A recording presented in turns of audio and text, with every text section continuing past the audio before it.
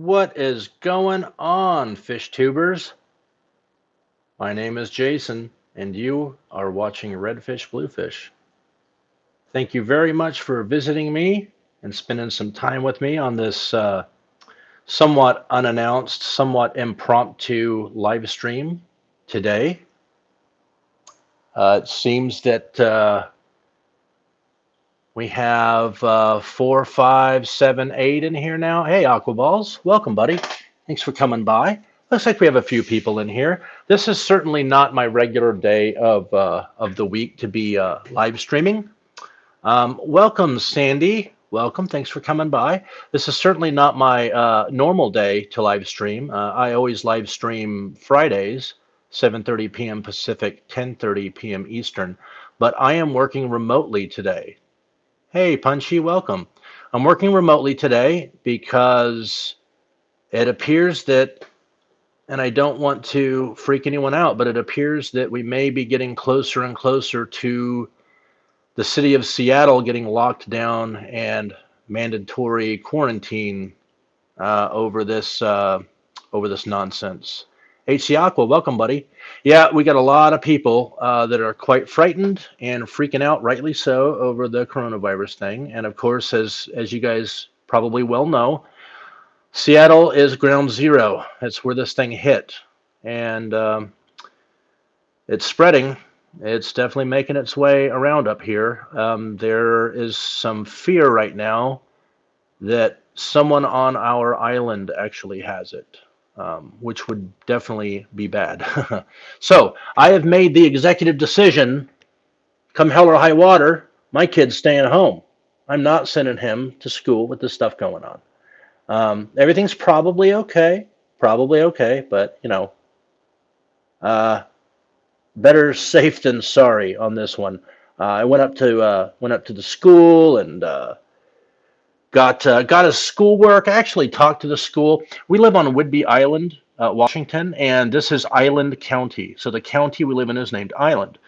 I phoned the school up, explained the situation, and they were so awesome about it all. So, guys, I could not really, I cannot say a single bad thing about Island County ISD, the independent school district up here. They're just amazing. Anyway, guys, enough of all this poop.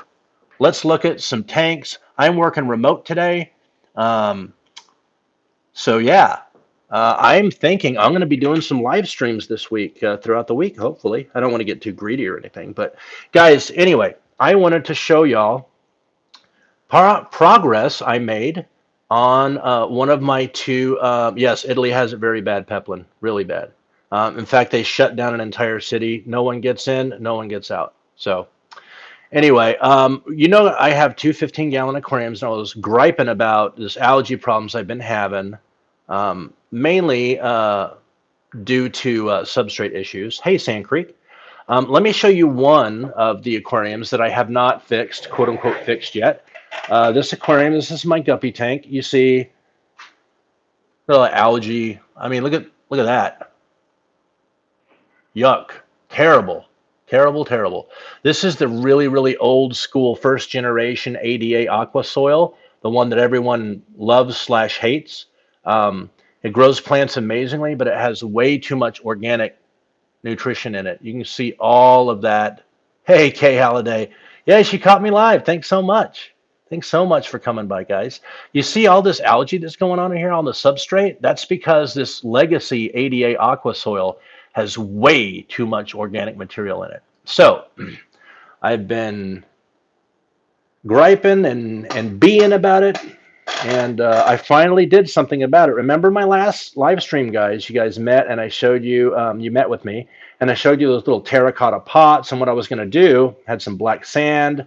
I really spent a good portion of yesterday doing this, and I'm really, really happy. This black sand looks awesome. Check it out, guys.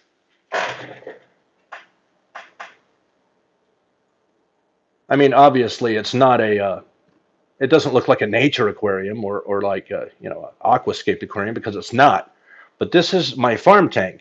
This is what I had tons and tons and tons of rare stems and all kinds of stuff growing in before. So what I've done is I emptied everything out, got all the fish out, got everything out. Hey, Sister Lockmo, welcome. Got everything out, and I hit it really hard. I drained everything, siphoned everything out, even siphoned the aqua soil out and threw it away because it was just so packed with algae. And then I hit this really, really hard with, let's see, 6 tablets of sodium dichloroisocyanurate, which is that bubbling effervescent tablet that I use for surface sterilization of my plants, my tissue culture projects. And you guys remember, I mean, there was algae all growing on the silicon and just everywhere. And that sodium dichloroisocyanurate is just like beautiful. Poof, gone. I didn't scrub it. I didn't scrub anything. That's how effective that stuff is. Anyway, um, definitely drained all that water out, the sterilization water, then filled it back up with some clean stuff and put this black sand in here. Now, this black sand is this. I got it. This is that Imaginarium aquatic substrate. Um, and it's very fine. I will tell you what happened. When I filled this thing up with water yesterday, a bunch of this sand floated. It floated right up to the top in big clumps. And that was really weird. I've never seen sand float before. You can see back there, you see way back there, actually right back there, you see all those air bubbles all over it? Down there. There we go, right there. All that stuff back there. All these air bubbles. It was like that all over this whole tank. And strangely enough, this sand is very, very fine. It's fantastic, but it's so fine and so light that basically each air bubble was adhering to the sand. So you had huge clumps of sand floating up really lazily, and then it would like hit the top, and then the bubble would pop, and a whole bunch of sand would fall down. And I sat here for about half an hour watching it. It was it was the weirdest thing I've ever seen. I've never seen sand float, but this definitely did. Anyway, I was just patient and let the air get out of it, and it all stopped floating. So anyway, I have 1, 2, 3, 4, 5, 6, 7, 8, 9. I have 9 little terracotta pots in here. Now each one I ended up filling up to there. Like this one, I ended up filling it to right there with Fluval Stratum. Where did I put it? Good old Fluval Stratum. And then I capped it with this stuff. It's just decorative gravel, you can see here.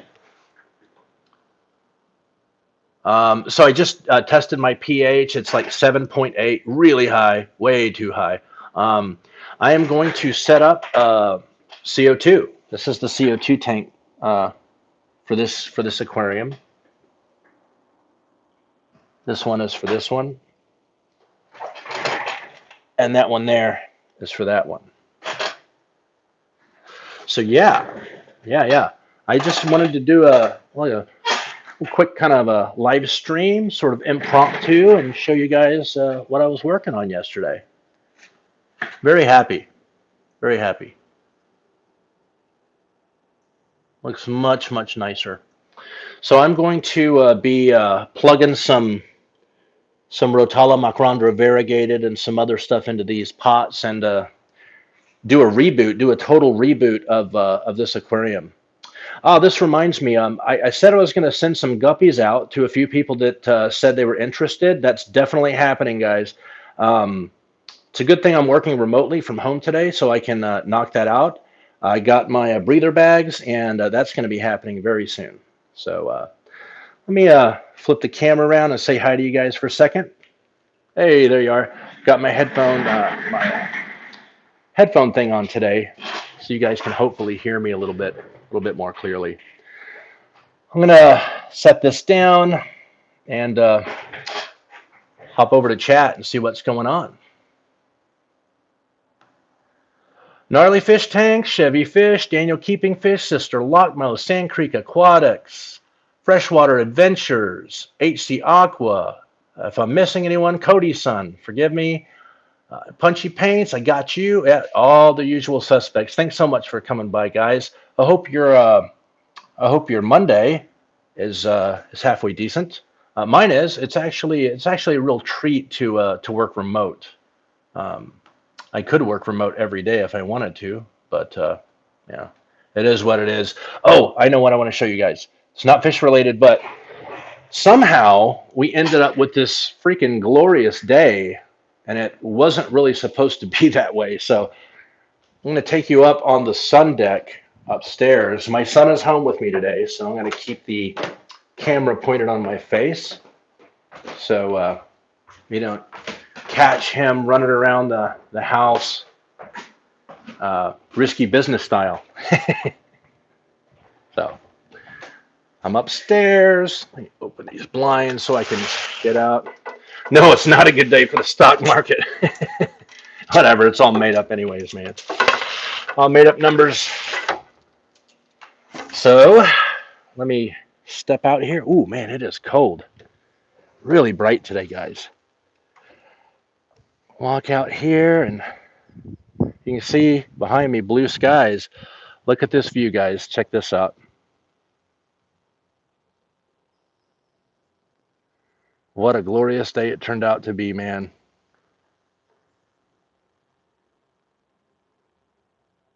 Really amazing. That's the that all out there. That's the Olympic Peninsula with the Olympic National Forest right in the middle of it. And that is Mutiny Bay. It's where I live. Well, I mean, I don't live there. I don't live in the ocean. That would be cool, though. So I just thought I'd come up here and share some of this glorious scene with you guys. Thank you, Fishy Fun. Let me see if I can zoom in, guys. I'm usually really shaky.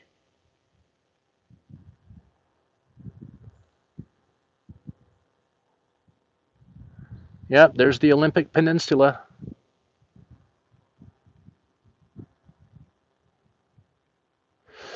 So yeah, it sure is nice. It sure turned out nice today. So yeah, just out here kind of enjoying the view.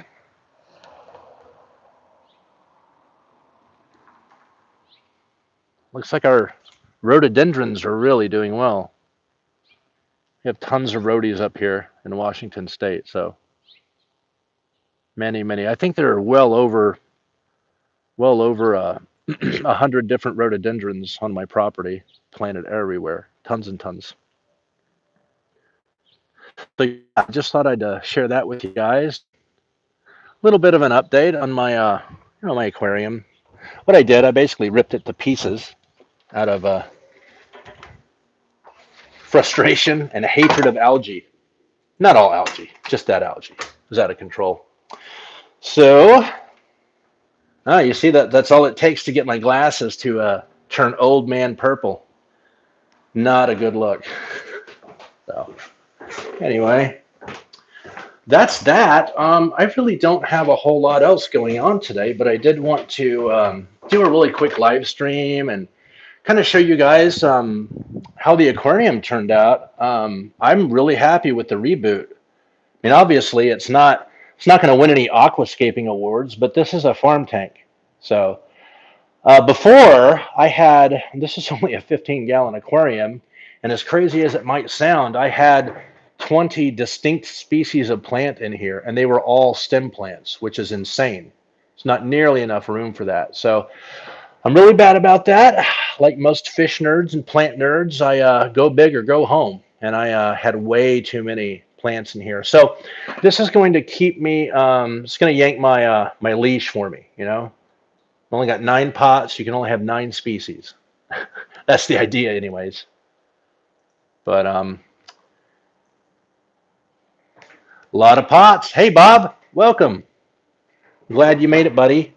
I don't know how long you've been here. I'm telling the group I'm working remote, working from my house, and I've made the decision to keep my son home from school with all this stuff going on. Better safe than sorry. So yeah, that's pretty much all it's been going on. Let's see, how long have we been live now? 15 minutes. That's not bad. I thought this would be a really short stream. That's really all I have going on today, guys. I hope you're having a great one. And oh, it looks like I might have a question here from Kay Halliday. Do you keep boosts? And if so, any tips? I do not. I have kept boosts before. I specifically made a decision a while back not to keep boosts unless I could obtain it from another hobbyist or from a tissue culture. Because I used to live in Indonesia, and that is where Bucephalandra is from.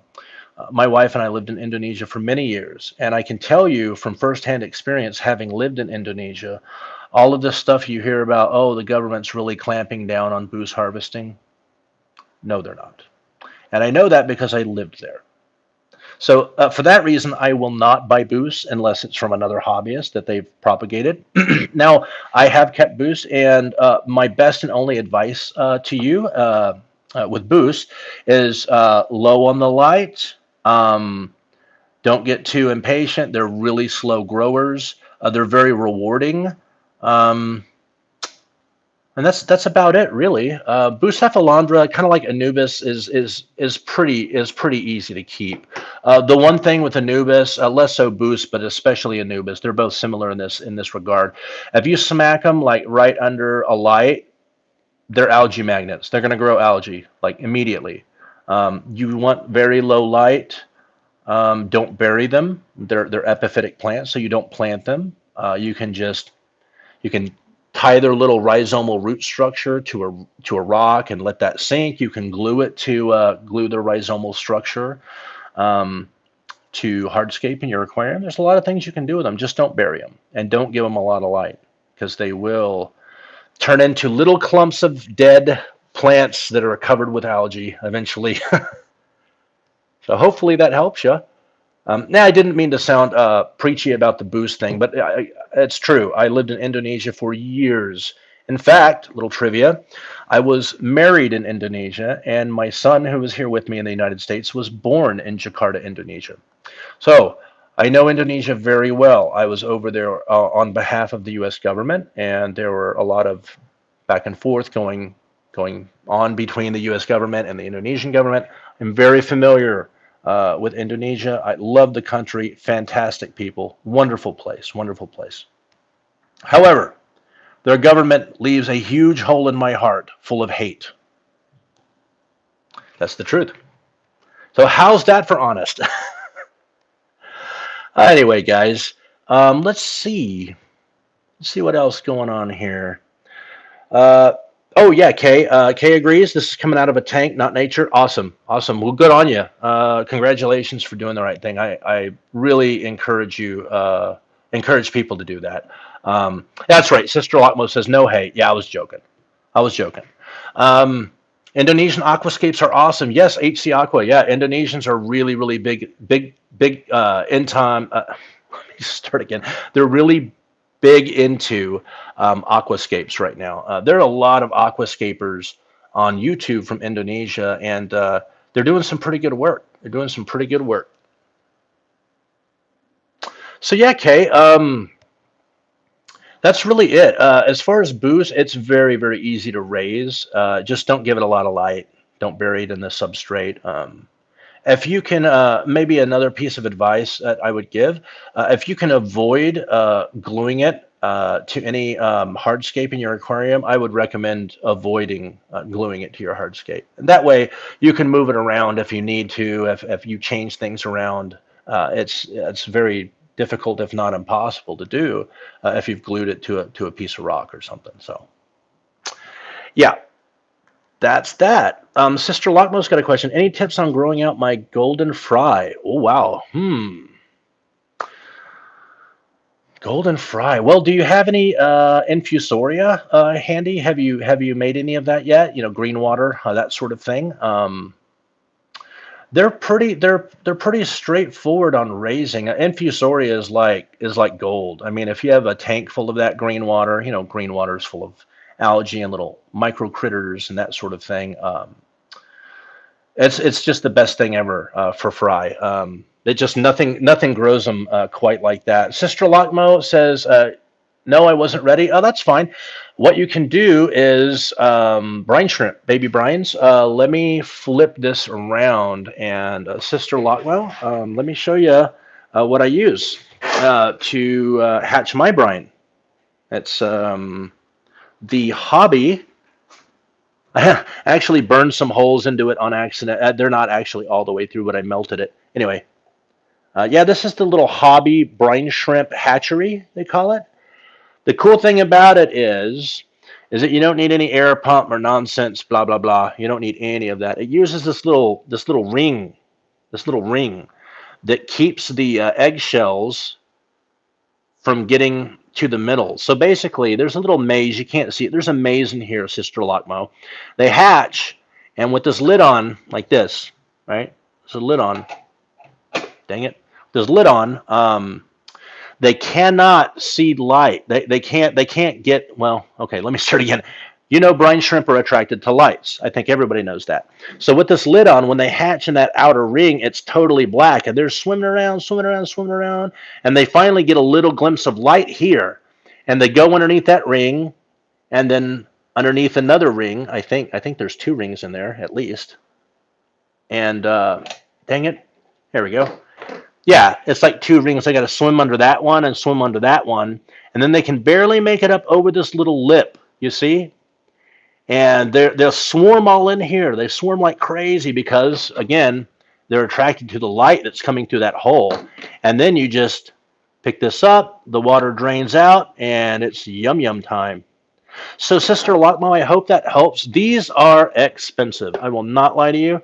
Um, there's only like one seller on freaking all of Amazon that's got any. If you log into Amazon and you search for hobby, like HOBBY, space hatchery.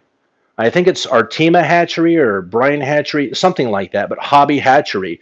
You will find this product. And I think they're like 20, 25 bucks. Bob Kaler, I saw your comment. Yeah, these are great. I don't know if you use them, Bob, but they're fantastic. And I really like them because with this lid on, that funk, that smell that comes out of hatched brine shrimp eggs, like even the same day, it just really really is nasty. This keeps that funk in there. I think I saw another question. Let me walk over here and get back to my computer. I think it was from Sister Lockmo again. Sister Lockmo, let's see. Sorry, let me set this down. Is that way better than the upside down bottle? Yes, way better. Way better than the upside down bottle. I don't like the upside down bottle. It works. It works for people, but this is, in my opinion, this is cleaner. I think the yield is just as good. And you don't need any air pumps. You don't need anything like that.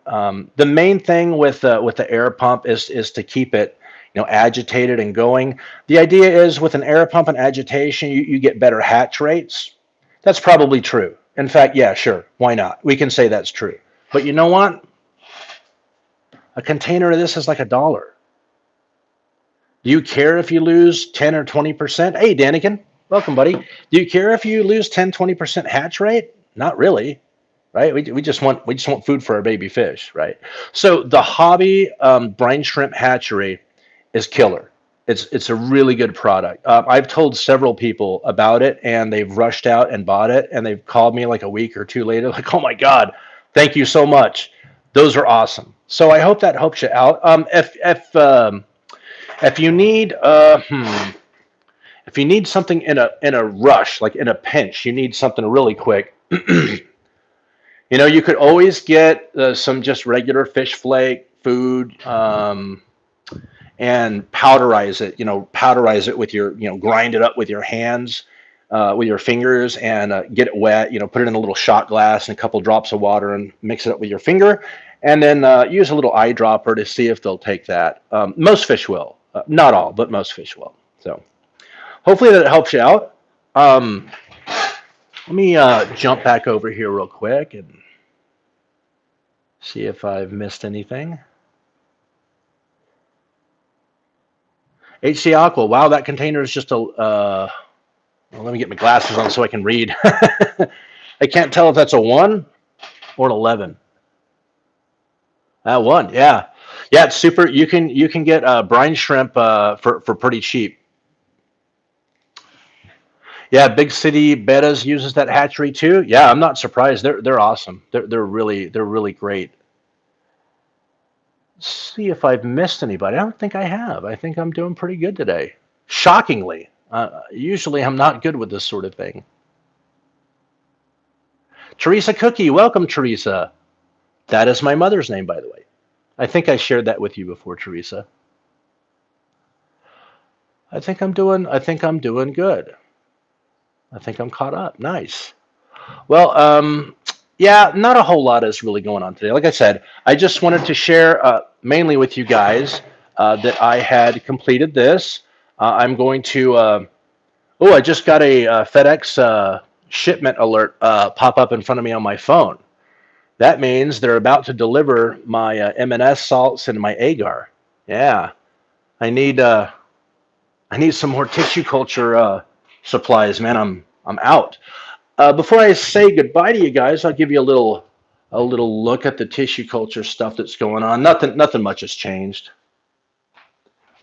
We got definitely got some more shoot development in here. You hold it up against the light.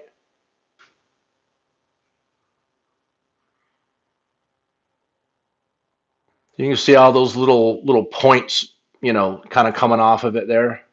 Those are all shoots. They're just so small. Oh, nice, Kaler. Bob, I meant to say Bob. You have fish in route from Steenfuck. Cool. So yeah, that's going okay. There's more shoots going on. Not a whole lot going on here really today, guys. But I normally don't get a chance to do any kind of videos or live streams during the week. So I thought if I'm going to work remote this week at least, just take advantage of the situation and do some live streams and some shout outs and see what's going on with you guys. Sister Lockmo says, "What's the name of the brine shrimp egg company?" San Francisco. San Francisco Bay is the name. I think it's San Francisco Bay. San Francisco Brine Shrimp. I think that's the name of the company. The big company that makes all the brine shrimp eggs. Yeah, it's San Francisco. So if you just open up Google and search like San Francisco brine shrimp, it'll be the first hit on the page. Brine shrimp direct. Yep. HC Aqua got another one there. Yeah, absolutely. Um, if you oh, by the way, Sister Lockmo, I wanted to let you know if you buy the hobby kit, that little hobby kit that I was showing you, this thing, it comes with this. It comes with an entire thing of brine shrimp eggs. I've had, jeez, I've had this for almost 2 years, and it's only half gone. Hey, Korai, welcome. Really happy you could make it. We were just actually about to end the live stream soon, but I'm really happy that you are able to come by. Yeah, Sister Lockmo, if you order this brine shrimp hatchery, they'll send you all of these brine shrimp eggs, 80% grade A. I don't know what that means, whatever. But yeah, this will make a ton of brine shrimp. But anyway, yes, that's essentially what I have going on today. I just decided to solve my algae problems I was having with the ADA aqua soil. I just decided to fill these pots with Fluval Stratum and then cap it with some gravel and then go with regular black sand. Really, really quite thick, in fact. There's easily, I would say easily 2.5 inches of black sand in here. So that's great. Yeah, Chevy Fish, that's a really good point. Yeah, delivery guys are exposed to all kinds of stuff. So yeah, I've got a box full of face masks and all kinds of things that my wife ordered in anticipation of this. And now you see what people are charging for face masks, and it's just disgusting, guys. I mean, that sort of thing. That's vulture capitalism. It really pisses me off. I'm not going to clean up my language for that. Vulture capitalism just really gets my goose, man. I don't dig that. But anyway, enough of all that nonsense. I really appreciate you guys coming by. Oh, we see HC Aqua has a question. What chemical did you use to clean that tank again? Oh, HC Aqua, I will show you instead of telling you. If you go to Google, guys, all of you, go to Google and don't put any spaces in here. Put NADCC, just those letters, like NADCC. It's this stuff. Sodium dichloroisocyanurate. It is often sold as baby bottle sterilizer. And this brand is made in India, actually. EF Chlor, NADCC. You got it. HC Aqua, you got it. Sodium dichloroisocyanurate. It bubbles just like whatchamacallit. Not Pepto-Bismol, Alka-Seltzer when you drop it in water. And it doesn't take long before you start smelling like, it smells like a swimming pool in here. It does. That's because it's free chlorine. And the big thing, HC, and all you guys, about using bleach for aquatics, okay? Bleach is very, very high in pH. The pH is well over 12, okay? It's real, and this is just bleach, which like when you buy from the store, that's almost all water. You're buying water for the most part with a little bit of bleach in it, right? But if you test the pH of that, you'll get a pH of like 12, sometimes 12 and a half. Extremely high pH, very alkaline. And it's really not good. If you can avoid using that in an aquarium, you should try to avoid using that in an aquarium. It's extremely harsh.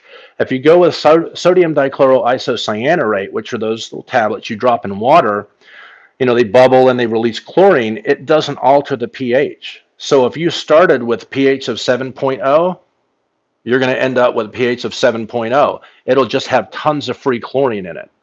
Another good thing about it is if you've ever touched bleach water and you feel your hands are real slimy and slick, that's because bleach sticks to things. It's not just slimy, it's actually sticking to things because of the very high pH. That's a feature of alkaline compounds. So if you're dealing with something that's sterilizing and you can keep it at a neutral pH or at least keep the pH from being very alkaline, you want to do that. Because you don't have to rinse anything. There is no rinse. You just drain the water out. It's just water with chlorine in it, right? So anyway, enough of that. I will wish you guys a fantastic day. I'm not going to look at chat again because I'll get roped into talking again. I can't cut it off, man. Anyway, I'll flip this around and I'll wish you fine fishy folk a fantastic day. I really appreciate you coming by and spending some time with me.